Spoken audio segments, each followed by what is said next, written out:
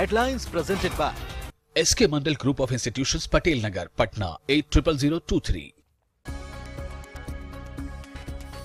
Patna city में parking विवाद में 2 युवकों की हत्या के बाद हंगामा भड़के लोगों ने आरोपी की गाड़ी में लगाई आग। मौके पर पहुंची पुलिस पर पथराव। समर्थकों के साथ बैठक कर उपेंद्र कुशवाहा ने दी जेडीयू नेतृत्व को चुनौती। सूत्रों के हवाले से खबर, कुशवाहा के खिलाफ पार्टी कर सकती है कार्रवाई। जल्द बहाली नहीं होने पर चंपारण से राजभवन तक पैदल मार्च करेंगे एसटीईटी अभ्यर्थी। सरकार को 24 फरवरी तक का अल्टीमेटम। बेगूसराय में रंगदारी की मांग को लेकर कारोबारी पर जानलेवा हमला। अपराधियों ने की ताबड़तोड़ फायरिंग। अब तक किसी की गिरफ्तारी नहीं। होली से पहले बिहार में शराब की तस्करी तेज। नवादा में चावल के भूसे के नीचे छिपाकर लाई जा रही 40 लाख की शराब जब्त।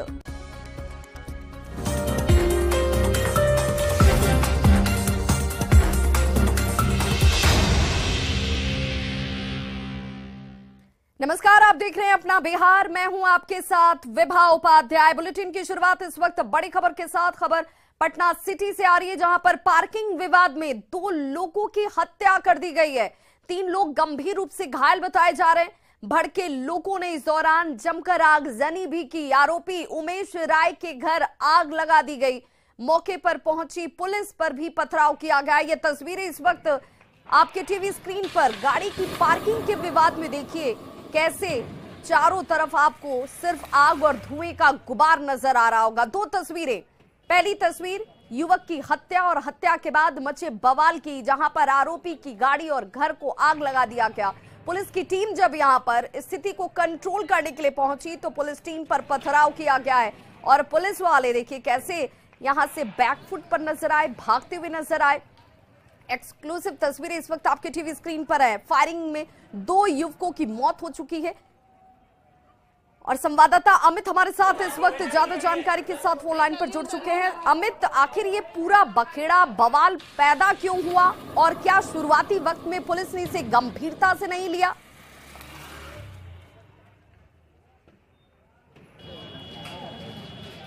में जो है ये पूरी घटना हुई है। दोनों पक्ष जो है वो मानने को तैयार नहीं थे। इस तरह से कहा जाए तो दोनों ही तरफ से जो है दमंगई दिखाने की बात सामने आ रही है और एक पक्ष ने पहले हाथापाई किया और उसके बाद फिर विवाद जो है वो बढ़ने लगा। बढ़ते बढ़ते गोलीबारी तक नौबत पहुंच गई। गोलीबारी की गई है जिसमें 2 लोगों की मौत हुई है, 3 घायल बताए जा रहे हैं। और पुलिस की जहां तक बात है तो पुलिस की पूरे तौर पे निष्क्रियता जो है वो सामने यहाँ पे आ रही है। लगातार पटना सिटी में जो है वो लॉ एंड ऑर्डर बिगड़ता नजर आ रहा है और स्थानीय पुलिस जो है वो डफली बजाती है। पटना के एसएसपी जो है मनोजजीत सिंह ढिल्लों, वो भी लगातार ये दावा करते हैं कि अपराधियों पर नकेल कसी जाएगी, शांतिपूर्ण व्यवस्था रहे, इसको लेकर फिर लगातार। अमित, नहीं लगता है पटना सिटी में अगर ये हालात बन जाए जहां पर चाहे वो आपराधिक तत्व के लोग हों या फिर आम लोगों के अंदर ही किसी तरह की कोई विद्वेष की बात हो, एक दूसरे के साथ मन मुटाव हो, लेकिन कानून व्यवस्था ताक पर चली जाए, लोग किसी के घर को आग लगा दें, गाड़ी को आग लगा दें, जमकर तोड़फोड़ की जाए, तो फिर पुलिस वाले कर क्या रहे हैं? देखिए, जाहिर सी बात है क्योंकि ये घटना तब हुई है जब एक दिन पहले ही, महज एक दिन पहले, 24 घंटे पहले की बात है कि जब शिवरात्रि को लेकर के पटना में 500 से अधिक अतिरिक्त पुलिस बल की तैनाती की गई थी और ये दावा किया गया था कि बेहतर लॉ एंड ऑर्डर के साथ जो है वो पटना पुलिस काम कर रही है। लेकिन महज 24 घंटे के बाद ये घटना घटित है और कहीं ना कहीं जो पुलिसिंग को लेकर के दावे किए जा रहे हैं, जो अतिरिक्त पुलिस बल दिए गए थे, उन पुलिसकर्मियों के तरफ से कोई भी सजगता नजर नहीं आ रही है। स्थानीय थाने की बात कर ले, पुलिस अधिकारी की बात कर ले, डीएसपी बैठते हैं इस इलाके में, सिटी एसपी की तैनाती की गई है और सिर्फ इसलिए पटना में 3 सिटी एसपी की तैनाती है कि पटना में बेहतर कानून व्यवस्था हो और इसको लेकर के ही सरकार ने 3 सिटी एसपी की तैनाती की है। तो कहीं ना कहीं कह सकते हैं कि पुलिस जो बहुत अजीब सी तस्वीर भी नजर आई अमित यहाँ पर कि परिवार के लोगों को बैल्कनी से पुलिस वाले भी बड़ी मशक्कत के बाद कैसे बाहर निकालते हुए नजर आ रहे हैं। ये पुलिस तब पहुंची है जब पूरा मामला जो है वो तूल पकड़ लिया, जब गोलीबारी शुरू हो गई और उसके बाद जब पुलिस को ये लगा कि अब अगर हम नहीं जाते हैं तो जाहिर सी बात है कि हमारे ऊपर भी सवाल उठेंगे, उठने भी लाजमी है, सवाल उठ भी रहे हैं। लेकिन अगर पुलिस फौरी तौर पे पहुंची होती जब ये घटना हो रही थी, जब घटना एक तरह से कहा जाए चिंगारी का रूप लिया था, मामूली सा विवाद, पार्किंग विवाद जो है वो बढ़ रहा था, गहरा रहा था, उस समय ही स्थानीय लोगों ने स्थानीय थानों को सूचित किया। लेकिन स्थानीय थाना, जैसे कि स्थानीय लोगों का कहना है कि स्थानीय थाने की तरफ से दिलचस्पी नहीं दिखाई गई, स्थानीय पुलिस प्रशासन जो है वो मूक दर्शक बन गया और मौन होकर के कहीं न कहीं इस घटना को आगे बढ़ने दिया। अमित, कितने लोग इस घटना में घायल हुए? अभी जो जानकारी है इस घटना में ऑफिशियली 3 लोग के बारे में कहा जा रहा है, लेकिन जो स्थानीय लोग हैं उनका कहना है कि 10 से 12 लोग जो है वो बुरी तरह से घायल हैं और कई और भी लोग हैं जिनके हल्की फुल्की चोटें आई है। सबसे बड़ी बात है कि जो स्थानीय थाना है उसकी निष्क्रियता के कारण ये घटना हुई है। और एक बात तो बहुत जाहिर है, बहुत साफ भी है अमित, कि आम लोगों को भी अब पुलिस का, कानून व्यवस्था का डर नहीं है, खौफ नहीं है, तभी तो आगजनी जैसी घटनाएं, पथराव कर देना, लोगों की जान ले लेना, ये सब कुछ अब आम बात लगने लगा है लोगों को। बहुत बहुत शुक्रिया तमाम जानकारी के लिए। पटना की सिन्हा लाइब्रेरी में जेडीयू एमएलसी उपेंद्र कुशवाहा ने अपने समर्थकों और पार्टी कार्यकर्ताओं के साथ अहम बैठक की। इसे जेडीयू के समर्पित साथियों की बैठक का नाम दिया गया। उपेंद्र कुशवाहा कल भी कार्यकर्ताओं के साथ मंथन करने वाले हैं। उपेंद्र कुशवाहा की इस बैठक के क्या है मायने, देखिए इस रिपोर्ट में।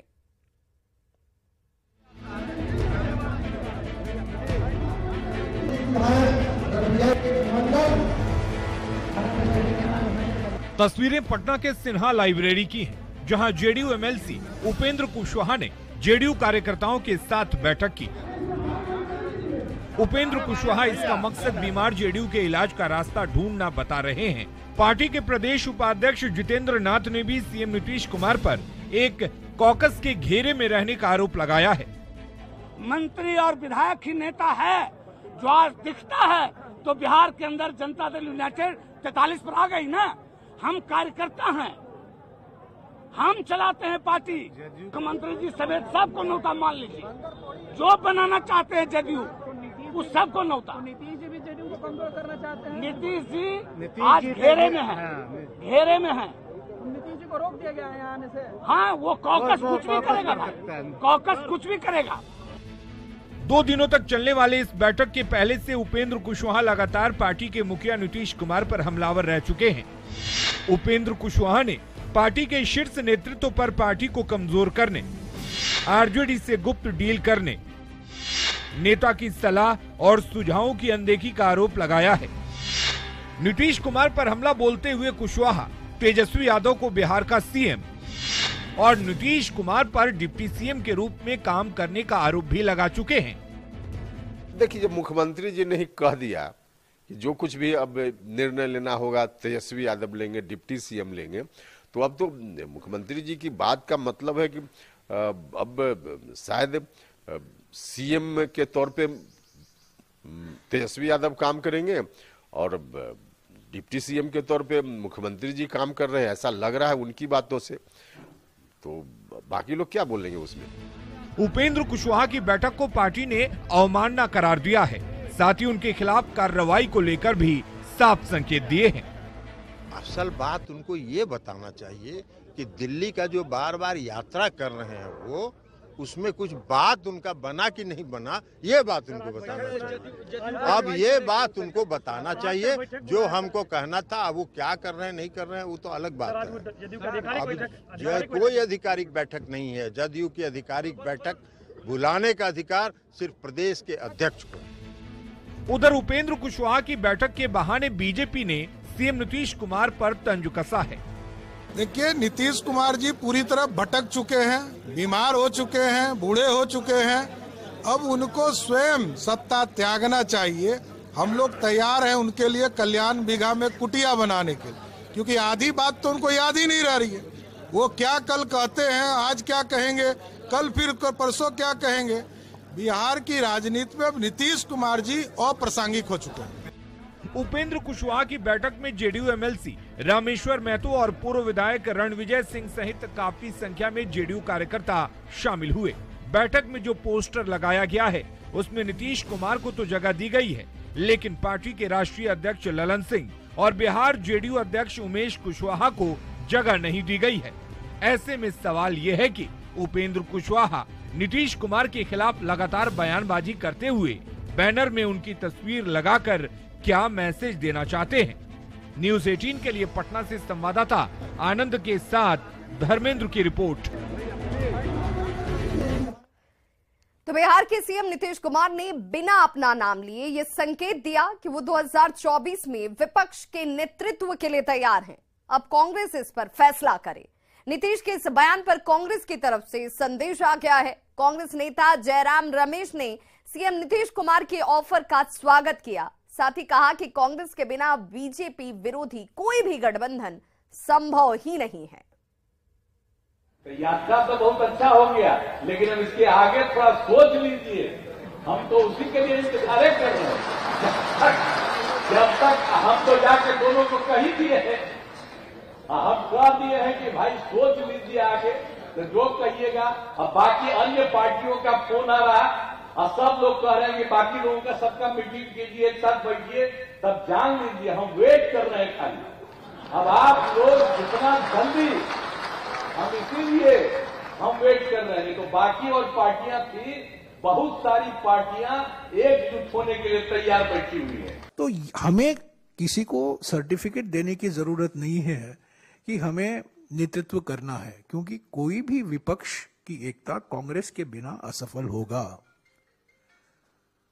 तो हम जानते हैं नीतीश जी का बयान का हम स्वागत करते हैं, और जैसा कि वेणुगोपाल जी ने कहा इस पर प्लीनरी में बातचीत होगी। और जो कुछ हमें करना है 2024 के लिए, 2024 के पहले 2023 में चुनाव हमें लड़ना है, विधानसभा के चुनाव है, पर मजबूत कांग्रेस के बिना मजबूत विपक्ष एकता असंभव है। जयंती समारोह के बहाने डिप्टी सीएम तेजस्वी यादव ने बीजेपी पर जमकर निशाना साधा। तेजस्वी यादव ने कहा कि देश की स्थिति खराब है, जहां सांप्रदायिक शक्तियां कब्जा किए हुए हैं। लोग सामाजिक न्याय नहीं चाहते। ये लोग गोलवर्कर के लोग हैं और आरएसएस के लोग सरकार चला रहे हैं। ये अंतिम पायदान पर लोगों को आगे आने देना नहीं चाहते, जो लोग अंतिम पायदान पर रुके हुए हैं। जरूरत है सभी को एकजुट होकर एक साथ चलने की। तेजस्वी यादव ने इस मौके पर बीजेपी को बहुरूपिया बताते हुए लोगों को सावधान रहने की नसीहत तक दे दी। वो होशियार है, तेज है, रंग रूप तुरंत बदल लेते हैं। क्या बहुरूपिया सामने आ गए तो सावधान रहने की जरूरत है। आपके बीच आएगा, जहर बोएगा, मीठा मीठा बात करेगा, वोट लेगा और गायब हो जाएगा, आप ही के खिलाफ काम करेगा। तो ये लड़ाई जो है, इसमें आप लोग तय कीजिए कि आप लोग किसके साथ खड़े रहिए। बिहार के सीएम नीतीश कुमार के खिलाफ जहां उपेंद्र कुशवाहा लगातार मोर्चा खोले हुए हैं, वहीं पूर्व सीएम जीतन राम मांझी ने अपने गरीब संपर्क यात्रा के दौरान लगातार अपने बेटे संतोष मांझी को बिहार का सीएम बनाने की मांग कर मुख्यमंत्री नीतीश कुमार को असहज जरूर कर दिया है। वहीं बीजेपी से महागठबंधन में सीएम पद के लिए सिर्फ फुटअव्वल बता रही है। देखिए हमारी ये खास रिपोर्ट।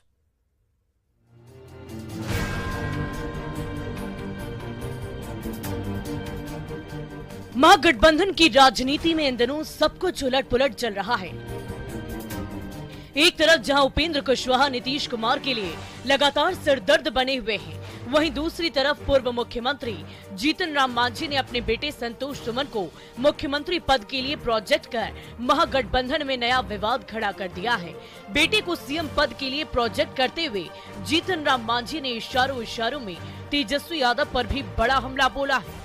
75 साल तो हो गए, 75 साल में हर तरह की सरकारें आई, लेकिन हमारे लोग नहीं आए। तो क्या विकास नहीं हुई है आपके? हमारे लोग 9 महीना आए तो आपने देखा कि 9 महीना में बिहार में क्या क्या हो रहा था, लेकिन वो बर्दाश्त नहीं हुआ। आज संतोष का नाम इसलिए लेते हैं कि संतोष युवा है, पढ़ा लिखा है और बहुत का नाम आता है, उसको पढ़ा सकता है, वो नेट है, प्रोफेसर है। हालांकि महागठबंधन के नेता मांझी के बयान से इत्तेफाक नहीं रखते हैं। कांग्रेस, आरजेडी और जेडीयू नेताओं ने जनमत के उस सिद्धांत का हवाला दिया है जिसमें मुख्यमंत्री बनने के लिए जनता जनार्दन का आशीर्वाद जरूरी होता है। जी हमारे अभिभावक हैं, पर वो अब बुजुर्ग हो चुके हैं। अब उनकी बात हम लोग अभिभावक की बात की तरह ले लेते हैं और मांझी जी के सुपुत्र अपने मंत्रालय में अच्छा काम कर रहे हैं और हमें उम्मीद है उनसे कि वो अपने मंत्रालय में अच्छा काम करते रहेंगे। कौन किस पद पे रहेगा ये तो महागठबंधन का नेतृत्व तय करेगा। ये तो कांग्रेस, राजद और नीतीश कुमार जी बैठ के तय कर लेंगे। बाकी महागठबंधन मजबूती के साथ खड़ा है और जिसको जनता चुनती है, जनता जिसको जन समर्थन देती है, वो माननीय विधायक को चुनते हैं और माननीय विधायक के माध्यम से मुख्यमंत्री का चयन होता है। यह स्पष्ट रूप से जिसके पास जन समर्थन है वही मुख्यमंत्री होते हैं। हर पार्टी के नेताओं कार्यकर्ताओं की इच्छा होती है कि उनके शीर्ष नेता मुख्यमंत्री के पद पर आसीन हो, लेकिन सिर्फ इच्छा जता देने मात्र से यह चीज संभव नहीं है। यह तभी संभव होता है जब वोटों के माध्यम से जनता का आशीर्वाद आपके पास हो। नीतीश कुमार जी के चेहरे पर बिहार की जनता को भरोसा है, तभी उन्हें मुख्यमंत्री की कुर्सी दी है, काम करने के लिए, सेवा करने के लिए।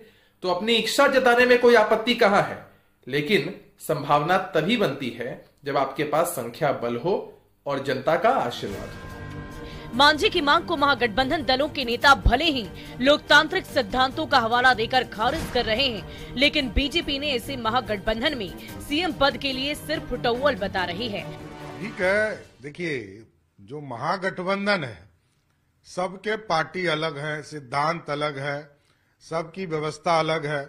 राजद चाहता है हमारा मुख्यमंत्री हो जाए, हम पार्टी चाहता है हमारा मुख्यमंत्री हो जाए, तो सबकी महत्वाकांक्षा बड़ा क्लियर है। लेकिन बिहार का जनमत तय करेगा कि 2024 और 25 में देश के प्रधानमंत्री कौन बनेंगे और 2025 में कौन बनेंगे। भारतीय जनता पार्टी इन सातों पार्टियों को मिलाकर हराने का काम करेगी। बहरहाल मांझी के बयान से महागठबंधन की राजनीति में आया उबाल कब तक शांत हो पाता है ये बता पाना फिलहाल मुश्किल है, लेकिन इतना तय है कि 7 दलों के गठबंधन की बदौलत बिहार में सरकार चलाना नीतीश कुमार के लिए लगातार बड़ी चुनौती बनी हुई है। न्यूज़ 18 के लिए पटना से संवाददाता संजय कुमार की रिपोर्ट। बिहार के शिक्षक अभ्यर्थियों ने बहाली की मांग को लेकर अब चंपारण से राजभवन तक पैदल मार्च करने का ऐलान कर दिया है और बजट सत्र का विरोध करने का फैसला भी किया गया है। दरअसल राज्य में 7वें चरण के शिक्षक बहाली के इंतजार में बैठे लाखों अभ्यर्थी अब आंदोलन के मूड में आ गए, क्योंकि इनका अब सरकारी आश्वासन से भरोसा उठ चुका है। ऐसे में एसटीईटी 19वीं अभ्यर्थी अब अनोखे तरीके से सरकार का विरोध जताएंगे। वीर कुंवर सिंह पार्क में प्रदर्शन कर रहे एसटीईटी अभ्यर्थियों ने चेतावनी दी कि 24 फरवरी तक नई नियमावली पर अगर मोहर नहीं लगती है तो लाखों अभ्यर्थी सरकार से आर पार की लड़ाई लड़ेंगे। अभ्यर्थियों से बात की हमारे संवाददाता रजनीश कुमार ने। बिहार के शिक्षक अभ्यर्थियों का इंतजार खत्म होने का नाम नहीं ले रहा है। लगातार सरकार के द्वारा आश्वासन पर आश्वासन मिल रहा है, लेकिन अभ्यर्थी अब उम्मीद छोड़ चुके हैं। ऐसे में स्टेट 19 अभ्यर्थियों ने बड़ा ऐलान किया है और कहा है कि 27 फरवरी से चंपारण से राजभवन तक अब सभी पैदल मार्च करेंगे, साथ ही बजट सत्र का विरोध करेंगे। तो इस वक्त आप देख सकते हैं तमाम वो अभ्यर्थी इस वक्त मौजूद हैं। तो हम जरा बात कर लेते हैं किस तरह का ये आंदोलन है और क्या लग रहा है कि इससे सरकार अब झुकेगी। सरकार को झुकना पड़ेगा, क्योंकि बिहार का जो ध्वस्त शिक्षा मॉडल है उसी को उजागर करने के लिए हम लोग चंपारण से 27 फरवरी से राजभवन मार्च करेंगे। हम लोग का एक ही मांग है कि योग्य शिक्षक स्कूल में बहाली कीजिए और जो मजदूर का फैक्ट्री बिहार में बना रहा है वो नहीं। और 24 तारीख को सरकार को चुनौती देते हैं कि नियमावली अगर पारित नहीं होगी स्टेट मार्क्स पे तो हम लोग पैदल यात्रा तो चंपारण से चलेगा ही, बिहार का कारवा देखेगा कि क्या होगा। दमनकारी सरकार को झुकना होगा, चाहे जो हो। हम लोग गांधी जी के रास्ते कदम पे चलने वाले हैं और सरकार को देख लेते हैं कितना दमन है। हम लोग को रोक लीजिए। बिहार शेरों का देश है, वीर कुंवर सिंह का देश है, नहीं झुकने वाले हैं। क्या नाम हुआ? अभिषेक कुमार झा। काफी आक्रोशित हैं और बड़ा ऐलान भी अभ्यर्थियों ने कर दिया है। क्या लग रहा है कि शिक्षा मंत्री ने ट्वीट किया था, उस पर भरोसा नहीं है? नहीं, भरोसा नहीं है। भरोसा हम लोग का टूट चुका है शिक्षा मंत्री से। बार बार वो हम लोग के छलने का काम किए, सिर्फ ट्वीट करते हैं, मन से भाषण दे देते हैं कि शिक्षा विभाग में लाखों पद खाली है, लेकिन ये 3 हम कह तो दिए कि शिक्षा विभाग लाखों कहते हैं, लेकिन धरातल पर 0/0 है। कुछ बहाली के नाम पे सिर्फ बड़गलाया जा रहा है। हम अभ्यर्थियों को लगातार 4 सालों से इंतजार कर रहे हैं, लेकिन सरकार बड़गला रही है। तो हम लोग इस बार चंपारण से पैदल मार्च निकालेंगे राजभवन के लिए और पूरी देश और दुनिया को बताएंगे कि आप बड़गलाना बंद कीजिए। अभ्यर्थी शामिल होंगे पैदल मार्च, ये इसमें लाखों अभ्यर्थी शामिल होने जा रहे हैं। जो अपने तरीके से उन्होंने लड़ा, हम लोग गांधी जी के बताए हुए रास्ते पर, और जो 1917 में उन्होंने किया था, चंपारण की धरती एक ऐतिहासिक धरती रहा है, तो हम लोग उन्हीं के आदर्शों पर चलते हुए बिहार का जो शिक्षा व्यवस्था बर्बाद हो चुका है और यहाँ पर हाई स्कूल या मिडिल स्कूल में शिक्षकों है, वो कमी को भरने के लिए और बिहार की शिक्षा व्यवस्था को पटरी पर लाने के लिए इस सरकार को अहिंसात्मक रूप से हम लोग चेतावनी देंगे। क्या नाम हुआ आपका? मेरा नाम आलोक यादव हुआ। तो ये तमाम जो अभ्यर्थी है इस वक्त बैठक करके ऐलान कर दिए हैं कि अब ये लोग पैदल बजट सत्र का विरोध हुआ कि आखिर नई नियमावली की बात सरकार कर रही है, आंदोलन की बात सरकार का क्या रूप होता है। कैमरामैन सुबोध के साथ रजनीश कुमार, न्यूज़ 18 पटना। तो इस बुलेटिन में बस इतना ही, लेकिन न्यूज़ 18 बिहार झारखंड पर खबरों का सिलसिला लगातार जारी है।